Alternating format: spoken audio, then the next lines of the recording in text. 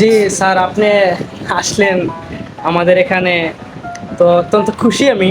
আসলে সবাই আমাকে খোঁজাখুঁজি করে বেড়াইতেছে, চতুর্দিকে সবাই আমাকে খুঁজতেছে। দেখেন, ইউটিউব, তারপরে পেজ, টিকটক, সব কিছু কিন্তু আমি ভাইরাল, সবাই জানে। তো আপনিও আসছেন আমার এখানে, তো চা নাস্তার ব্যবস্থা কি একটু না, কষ্ট হয় আমাদের এখানে? থাক, চা পানি নাস্তা দেবো লাগবে নাকি? না। আমি আসছিলাম আপনার কিছু ইন্টারভিউ নিতে, তো আমি ইন্টারভিউ নিতে পারি আপনার? আপনি যদি বলেন তাহলে একটু ইন্টারভিউ নিতে পারি। ইন্টারভিউ নেবেন? জি জি। তো আপনি একজন সেলিব্রিটি মানুষ। হ্যাঁ, তা অবশ্যই।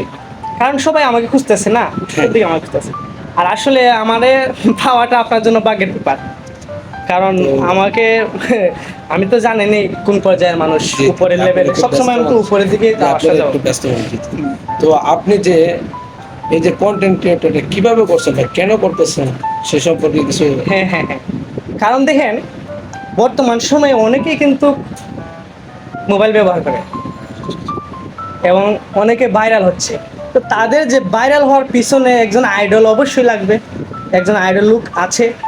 তারপরে তাদের যে ভাইরাল হবে, কি করে ভাইরাল হবে, তারা কিভাবে তারা চ্যানেল উঠাইতে পারবে, সাবস্ক্রাইবার বাড়াইতে পারবে এবং তারা কিভাবে ইনকাম করতে পারে, এটা তারা আমাকে অনুসরণ করবে। আমাকে অনুসরণ করতে পারলে তারা তো আমি মানে চ্যানেল নিয়ে উঠাইতে পারবে। আর সাবস্ক্রাইব সম্পর্কে আপনি জিজ্ঞেস তো করেন যে আপনার মাঝখানে সাবস্ক্রাইব কয়েকটা, কত করে, এটা জিজ্ঞেস আপনার করেন। সাবস্ক্রাইবার কতজন? আবার সুন্দর করে বলেন। তো তাহলে আপনার আপনাদের তাদেরকে মানে ভাইরাল করবেন, আপনার সাবস্ক্রাইবার কি এরকম। প্রশ্ন।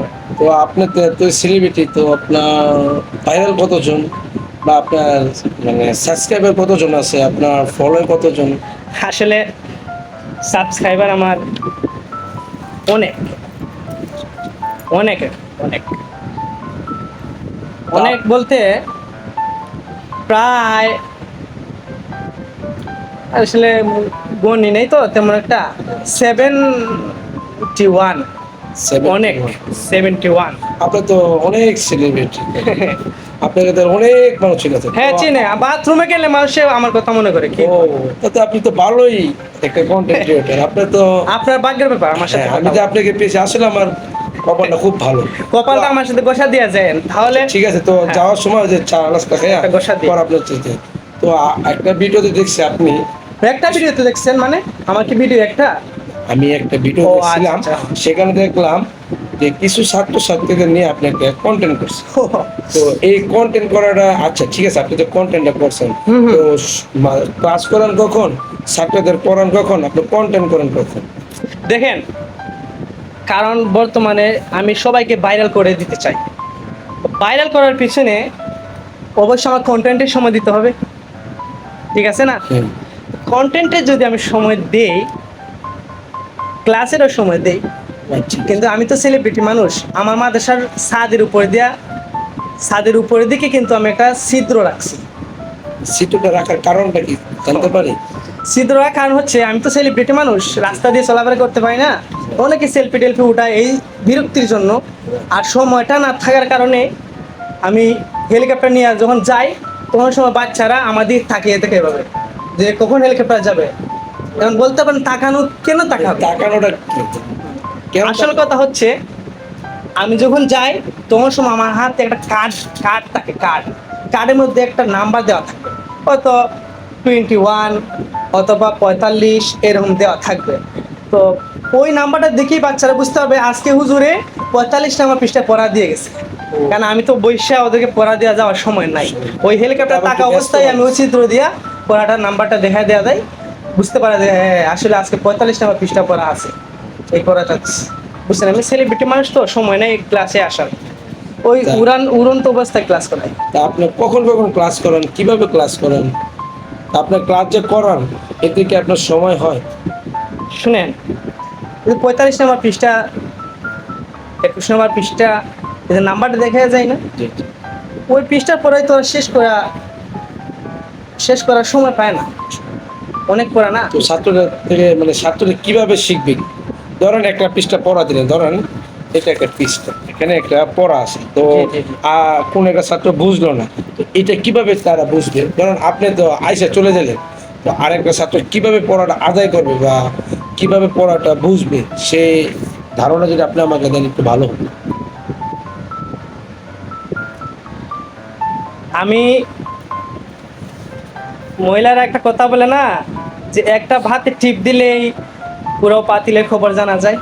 শুনছেন কথাটা? জি জি শুনছি। আমি পরের দিন বলি, একটা প্রশ্নবোধক চিহ্ন দেখাই, হেলিকপ্টার দিয়ে যখন যাই ছিদ্রের উপর দিয়ে একটা প্রশ্নবোধক চিহ্ন ধরি, তখন সময় যারা ভালো স্টুডেন্ট তারা উত্তর দিতে পারে, আর যারা খারাপ স্টুডেন্ট তারা উত্তর দিতে পারে না।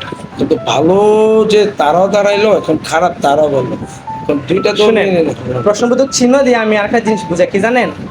যে গতকাল শুধু আমি কত নম্বর পৃষ্ঠা পড়া দিছি, এইটাই শুধু জানতে চাই তাদের কাছ থেকে।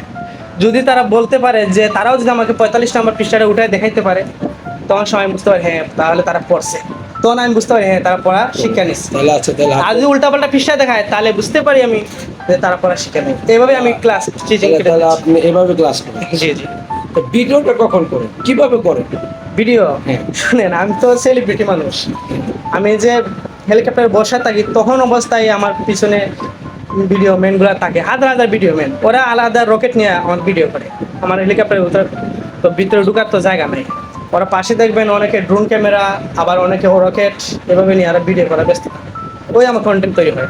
আমি আরেকটা বিষয় শুনছি, এখন লোকে বলছে সেটা আমি জানি না, তো আপনি শুনলাম আপনি ইংরেজিতে খুব ভালোই পারেন বলে। হ্যাঁ, ইংলিশ কার শুনেন, ইংলিশ যে আবিষ্কার হয়েছে, হুম, কে আবিষ্কার করেছে, কিভাবে আবিষ্কার করেছে, বা ইংলিশ যে ভাষাটা, হ্যাঁ। এই ভাষাটার সম্পর্কে শুদ্ধ কোনটা কতটুকু জানতে হবে, এগুলো সব সম্পর্কে আমার অলরেডি ধরেন আমার এই স্টাডি শেষ। এখন ইংলিশ ছাড়া আমি কোনো ক্লাসই নেই, প্রত্যেক ক্লাস আমি ইংলিশে নিই, বুঝতে পারছেন? কারণ বাচ্চা আমি ছাড়া ইংলিশ বুঝেও না তারা। আমি চাচ্ছিলাম আপনার একটা ইংরেজিতে ইন্টারভিউ।